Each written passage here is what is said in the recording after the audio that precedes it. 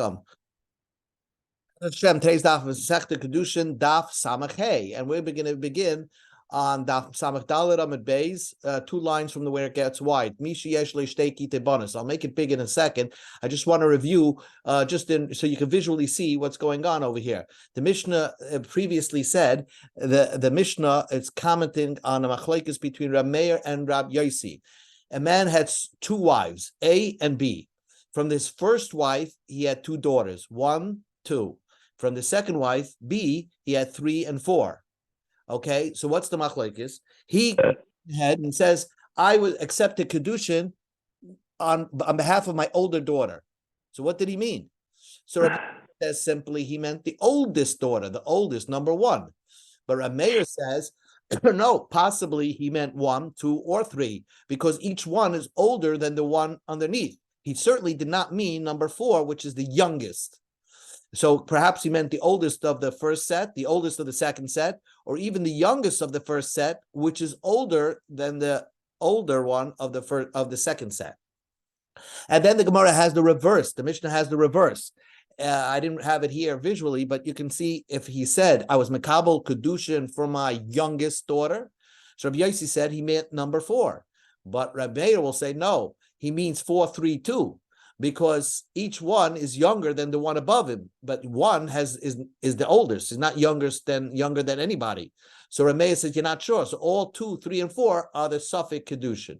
That's what we learned in the Mishnah yesterday. So we're going to go in the Gemara. Simple. Utzricha. I need to teach me that there's a machlekes between Rab Meir and Rab Yosi, both when he says I was Mekabel Kiddushin on behalf of my older one, which Rab Meir says the top 3 cannot get married until they get a get, and Rabbi Yosi says no, he meant the oldest one, and the same machlekes with Rab Meir Rabbi Yosi goes in the reverse case when he says I was Mekabel Kiddushin from my youngest one, and we don't know what he meant. According to Rabbi Yosi, he certainly meant the youngest one, but according to Rab Meir, perhaps he meant 2, 3, 4. Everybody except the oldest one, because each one is younger than the one above him. So why do we have this machlekes? The Iash Mishin Kayim, if we would just say the machlekes is only when he said I was Mekabel Kiddushin for my older daughter. So Rab Meir says, Bahach, in this case, Rab Meir said that all 3 are asa, number 1, 2, and 3, even the Ikazutru Mineh, there's always one younger than him. Lahach Gedoyla Korele. That's why he likes to call his daughter the older daughter, because each one, it's like a compliment to call your daughter. She's not a baby anymore. She's an older daughter because she has somebody younger than her. Ava Baha, when nobody calls the daughter young one, Kitana. The fact is, if he said, I was Mekabel Kiddushin by Kitana, that when he said the word Kitana, he would agree to Rabbi Yosi that what he meant was the youngest daughter, which is number 4.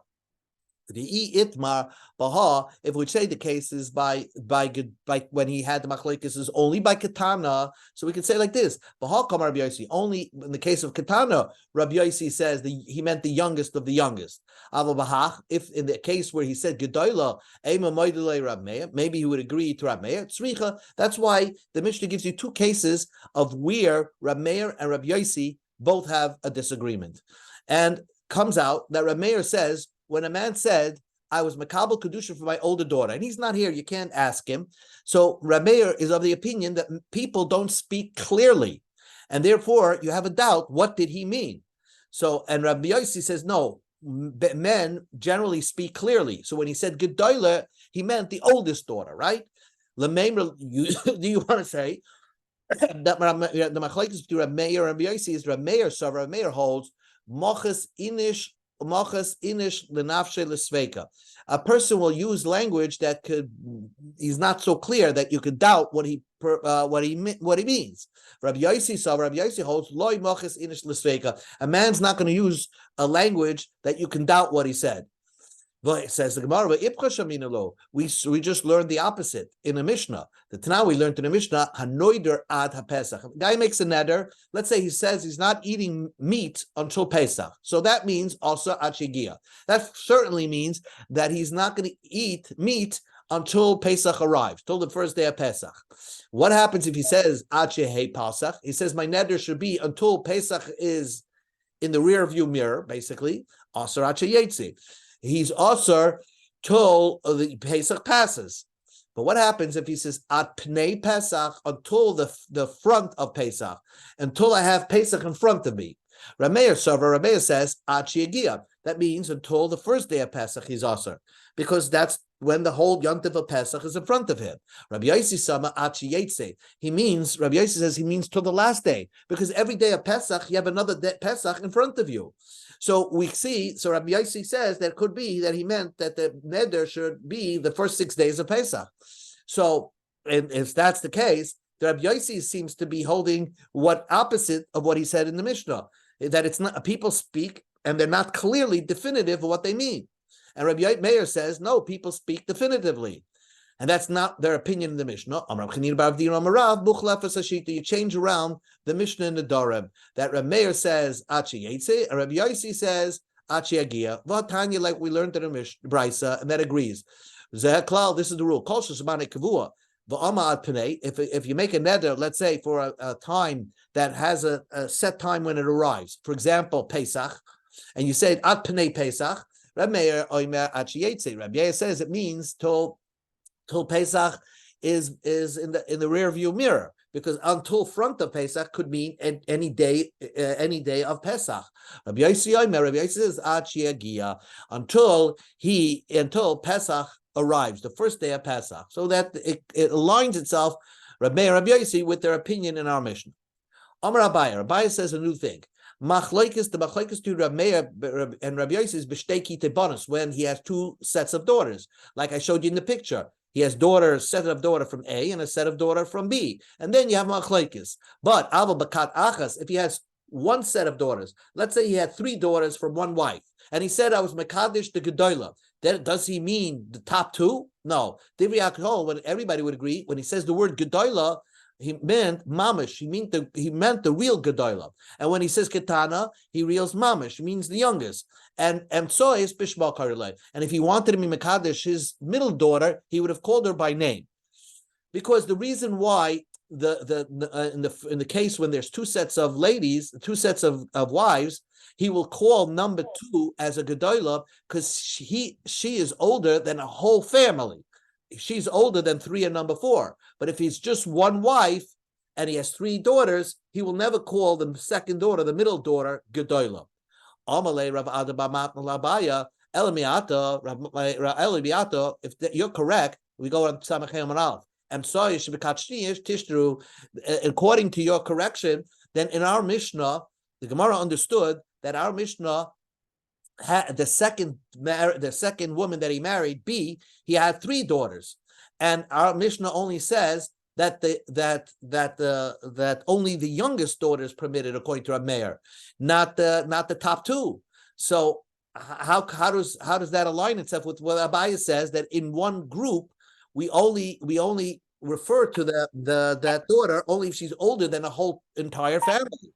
Answers the Gemara.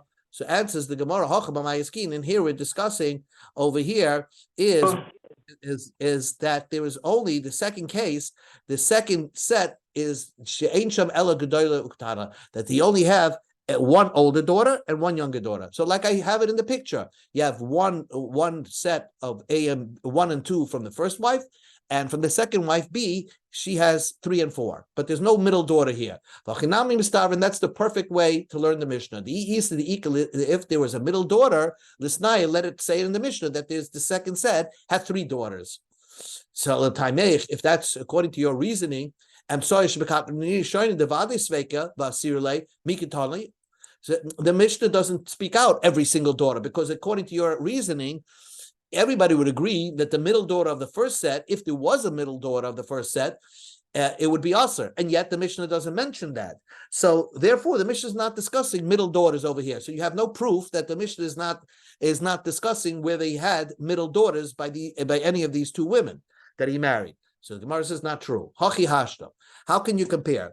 Hasam, by the first set, Tana Katana Dudali Yisura, it already said the youngest daughter of the first wife of the first set, and that's Aser. So then, therefore, so that will certainly imply that if there was another daughter on top of her, on top of her, even if it's not the oldest daughter, would certainly be asur. Madach, the youngest daughter of the first of wife A is asur. Certainly, the second to the youngest daughter, the third to the youngest daughter, will be asur. So the Mishnah does not have to mention that. Hacha, but if when it deals with the second case, im Isa, if there was indeed a middle daughter by the second wife, the Ika Nisnai, let it say. So in other words, if there was really a daughter over here, then let the Mishnah discuss it to tell me that it's asur, because that's a novelty to tell me that she's asur, despite not being older than a whole family. And the fact that the Mishnah does not say that, it must be our Mishnah is discussing when there was of marriage B, he only has two daughters. So asks the Gemara, so Rav Yehuda said to Rava, "Ha Pesach dichikat achas dami yapligi." When we just had a whole machlokes, whether when one says al pneya Pesach, did he mean any until Pesach arrives, or until which any day until after Pesach is in the rear view mirror? In other words, Pnei Pesach means in front of Pesach. It could be in front of day 1, 2, 3, 4, 5. So, but it's one group. So how could you argue and say that he meant, let's say, day number 5, where you still have Pesach in front of you? And says the Gemara, Amalei. So Rava explains, they're arguing in what the language. What do you mean when you say Ad Pnei Pesach? Mar Sava, one holds Ad Pnei Pesach, means Rav Yossi holds Ad Pnei Pesach means Ad Kame Pischa. Pnei Pesach is a definitive time frame. Tul in front of Pesach means tul the first day of Pesach. Mar Sava Ad Mipani Pesach. The word Mipnei could also mean tul you turned away from Pesach, which means after the last day. So it's not related to this machlokes of a confusing term. It's just translation of what the word pnei means. New Mishnah, brand new topic. A man goes over to his lady. Kidashticha, remember, you were my wife. We had kedushin. Vihi Omeres, and she says, Loi kidashtani. You weren't makadosh me. I'm not your wife. So who also b'krayv self, he materes b'krayv. Since he is thinking that he's married to her, so he remains also to her relatives. For example, he cannot give kedushin to her mother or her sister. She disagrees with this whole marriage. She says, I'm not married to you. Materes b'krayv. She's mutter to marry his brother or any of his relatives. But what is the opposite case? She says, I'm married to you, and he says, I'm not your husband. We never got married. So the opposite is true. Who mutter b'krayva? He asur b'krayva. He will become mutter in her relatives because he says, I'm not married to you, and she is also to his relatives. What happens? Kidashticha. If he says, I married you, I married, and she says, no, you didn't marry me. El kedashti asbite. You were married. You gave kedushin to my daughter. So who also b'krayv gedolah? He is also on the relatives of the mother. Ugedolah mutaris b'krayva, but she's muta on his krayvim because she doesn't agree with the marriage. Who muta b'krayv is ketana? He is muta in the relatives of the young one because he says, I never married the ketana. I only married the mother.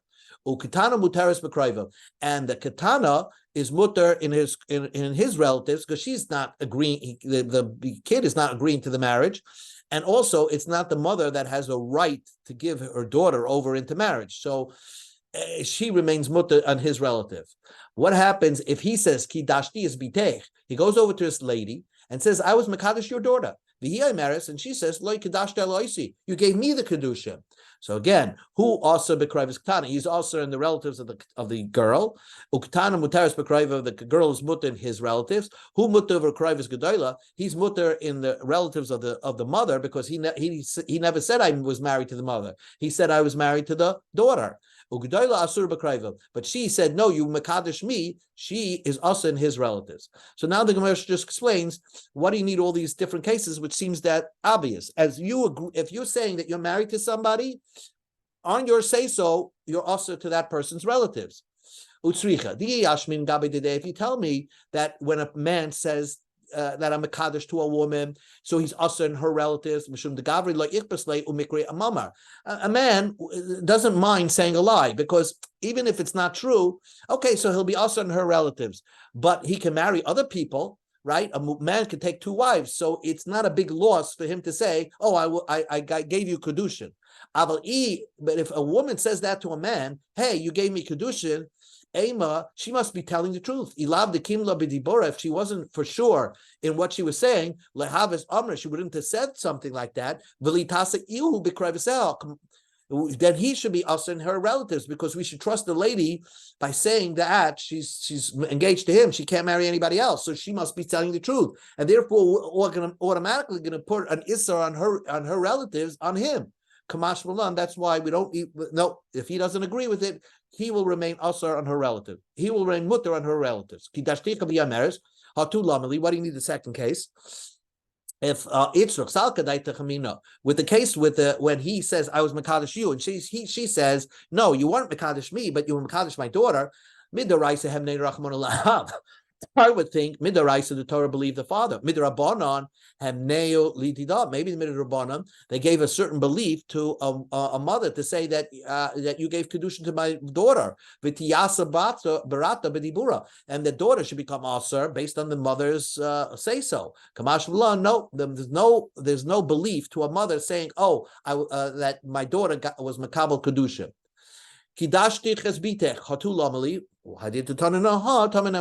Sometimes the Mishnah gives you an extra case, even though there's no novelty in the last case of the Mishnah. Itma, we learned in a case. Rav says, in one of the cases, Rav says, koifin, we forced the man to give a get. Ushmul Ama Mavakshin. Shmuel says we asked the man nicely to give a get. Ahaya, what is this machlokes going on? Ilema Aresha, if it's going on the first part of the Mishnah, where he goes over to her lady and says, I gave you kedushin, and she denies it. So why she doesn't need a get? She could go marry whoever she wants. She denied the whole kedushin. Lav koifinika, mavakshinika. We're not going to force him, and she's not requesting a get.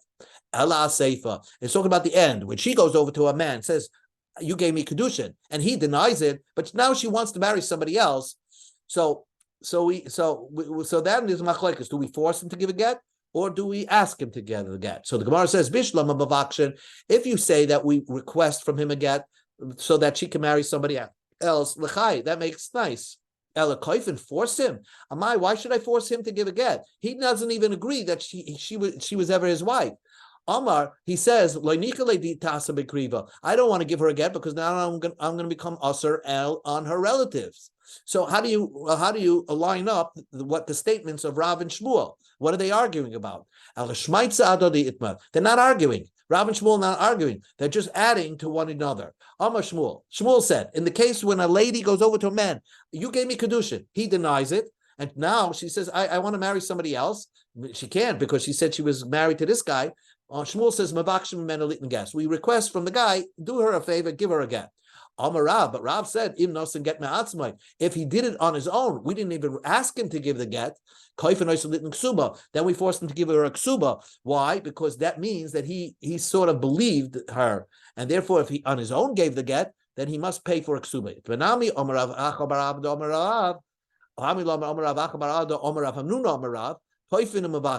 Tarte, Rav said you force and you request. How do you reconcile force and request? Hakikama. First you request. Get. You request. But the but if he went on his own and gave her a get, that means he agreed with her statement that she was makabel kedushin from him and that she is his wife. So then if he gave the get on his own, then we force him to give a ksuba. Now comes the Gemara with a very, very, I think one of the most major sugyas in the whole of kedushin. Amar Rav Yehuda said, now we know by every kedushin you need 2 eidim. But what happens if you have just one aid and they both agree, hey, we gave kedushin to each other. Amar Rav Yehuda, hakadosh be'ed echad. You give kedushin with one aid, ein choshen kedushin. It doesn't work because in order for kedushin to take effect, it's not that we're searching for the truth. The kedushin needs to take effect in front of 2 people, and if there's no 2 people over there, even though everybody agrees that kedushin took place, but only one person was the aid, then it's not effective. Rav Yehuda, they asked Rav Yehuda, let's say they both agree that a kedushin took place. Husband and wife agree, we had no edim, we did it privately, and we both agree now and publicly that we makabel kedushin from each other. In Veloy, you didn't know what to answer. Sometimes yes, not. He was unsure of himself. But Itma, Amar of Nachman Shmuel, that's what I just said. If there's one aid, and if both the man and the woman agree a Kiddushin took place over here, but there was only one aid, it doesn't work. Kiddushin to take effect must have two aidim. Eisvei Rav Nachman. So Rabbi asked a question from Rav Nachman from our Mishnah. Our Mishnah says, our Mishnah says that she says you mekadosh, and he says no, I didn't. I wasn't mekabel kedusha for you. Who else mekriv? Salvi materis mekriv. Right? We just saw that. Now, if there were edim that saw the marriage, amai muteris mekriv. Why does she remain unmarried? Just because she says I wasn't mekabel kedushin, there were edim that says that there were marriage took place. V'ida leka edim. If there's no edim at all, amai also mekriv. Why would he be usher on her krivim? Because certainly you would need at least one aid. Nobody would hold that just two people agreeing that a marriage took place would work. Aid echad has a power in the Torah that to be mechayev a shvua. So mela, you definitely want one aid. So what's the story going on? If there was no Eidim, nobody should be also. Elalav, the Mishnah must be talking about Be'ed Echad. There was one witness, and we see that with one witness, and the man agrees a kedushin took place, he becomes usher and her relatives. That's your answer. So not like what Rav Nachman said, and for the Gemara, our Mishnah is talking about. He says that I was mekadosh you, but there were two Eidim, and those two Eidim went to another country. But did not our Mishnah is discussing that there was one Eid over here. Eisvei, another question against Rav Nachman in the name of Shmuel. Mishnah Brisa says, a guy gives a get to his wife, and then you find them sleeping together in the same hotel room. Beis Shammai says they remain divorced, and he doesn't have to give her a new get.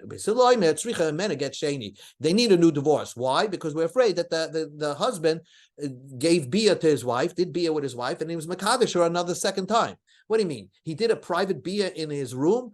If there's two Eidim, my time Eidim b'shvaim. Why should Beis Shammai say you don't need a get? The Eidim saw that he was mekadosh her. If there's no Eidim, my time Eidim Beis Hillel. What's the reason of Beis Hillel? Elalav, it must be be'ed echad. There was one aid, and they both agree. And Beis Shammai is the one that says Eina tzricha hemena get sheni because it doesn't work. Beis Hillel says you do need a get sheni with aid echad. It worked, and you're pasking like Beis Hillel. You do need aid echad. So the Gemara, if there was one aid, Ema Seifa, Moedim, they would agree that Beis Hillel would agree that if they only never were married, if they only had erisin with each other, and then they got divorced, and then they are in the same hotel room, you don't no need to get sheni. But he's not comfortable with her, so he didn't do bia with her. If our whole discussion over here is that one aid saw the bia, mali mene eris and mali mene suan. What's the difference if it's eris and suan? If one witness saw the bia and they both agree that there was a bia over here for kedushin, so why shouldn't Beis Hillel is correct? You need get sheni. You would need a get. So why should by erison Beis Hillel would agree you don't need a new get? Ella over here, really nobody saw the bia. There's two witnesses that saw them go into a hotel room, but did not see the actual bia. Beis Shammai holds, we go to Amud Beis. Beis Shammai says, you don't say, just because you see somebody go into a hotel room, doesn't mean they did bia. Well, Beis Hillel says, if they biyachid with each other privately, they must have done bia with each other. But that only could be said so when they were actually married. They had chuppah before, but Umaydim Beis Hillel would agree. If they got divorced from erisim, we don't say if they never slept with each other and they got a divorce. So just because you see them going to a hotel room, two witnesses are observing this. So therefore, it doesn't mean even Beis Hillel would agree that it's most likely they did not have bia because he's not really comfortable with her yet. Again, basically, back to the question, if there's one aid witnessing a husband and wife give Kiddushin to each other. So what's the din? If there's only one aid, we're not concerned that the Kiddushin takes place. Even if the husband and wife agree that they got Kiddushin, the Kiddushin took place, but there's only one aid, it doesn't work. Amar Rabba Barafuna, Amakash Be'echad, Beidin Rabba, Amri, Ein Kiddushin Kiddushin. Mam Beidin Rabba, Rav. Rabba Barafuna said that there was a great bezdin that said Kaddish Beid Echad, the Kedushin doesn't work. And who's this great bezdin? Rav said it. So Rav and Shmuel both agree, by the way, that Hamakadish Beid Echad, we're not choishes for the Kedushin. The Ikadi Amri, others say Amar Rabba Bahuna, Amar Rav, Hamakadish Beid Echad, Beidina Rabba Amri Ein Chosh Kedushin. Rav was the one that said that a great bezdin said Makadish Beid Echad Ein Chosh Kedushin. Ma Beidina Rabba, who's this great bezdin? Rebbe. Mosiv Rav Achdavoy Bar Ami. Rav Achdavoy Bar Ami asked the question. Shnaim Shaboy Medina Siyam. This is the last question, and then we'll conclude. The last question is: we have a case in a brisa that says Shnaim Shaboy Medina Siyam. You have two men coming from another country, the Ishimam, and there's one woman. They both got off the boat in Haifa, Nako, and they have a satchel full of money. One man says, "Zu Ishti, this is my wife. V'zi Avdi, that's my slave. V'zu Chavilasi, and this money belongs to me." One man says, "Zu Ishti, v'ze Avdi, ze Chavilasi. This is my wife. This is my slave, and this is my satchel of money." What does the woman say? The woman says, "Elu shnei avadai. These are my two slaves, and the money belongs to me." So what is the din with the woman? First of all, two men say that's her wife. So she needs two gittin. In order for her to marry somebody else, she needs to get from both of the men, because each one is claiming that she's the wife. But the amount of her ksuba she can collect from that satchel of money. So now the Gemara understands, why does she need two gittin? If there are two witnesses that are saying that you were married to this man or this man, can't she say, then what is she saying? These are my two servants and the money belongs to me. Two witnesses are saying that you were married to this guy or that guy. There's one aid. So each one has an aid plus the man himself saying, this is my wife. So we see Eid Echad with the husband agreeing makes the woman his wife. So how do you say Mekadosh Beid Echad doesn't work? So the Gemara says, even if there was one aid over here agreeing with one of the men, but the other man says they're lying, that I'm the husband. So one aid certainly doesn't work in this case. Ella lemishri the alma. So why does the woman need two gittin? Ella lemishri alma. The truth is the woman does not need any get. The kuli alma like pidi the shari. It's mutter. She could get married without a get. V'hachi kamar. This is what we're saying.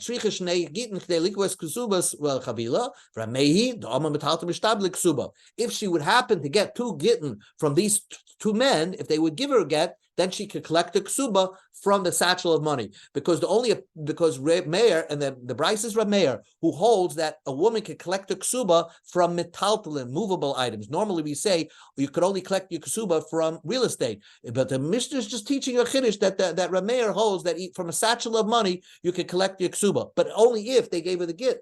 But they don't have to give her a get. She actually can go get married to whoever she wants, even without a get. And the Gemara concludes, and here we'll end. My have a law. What's the bottom line? Rav Kahana ain't choishin kedushin.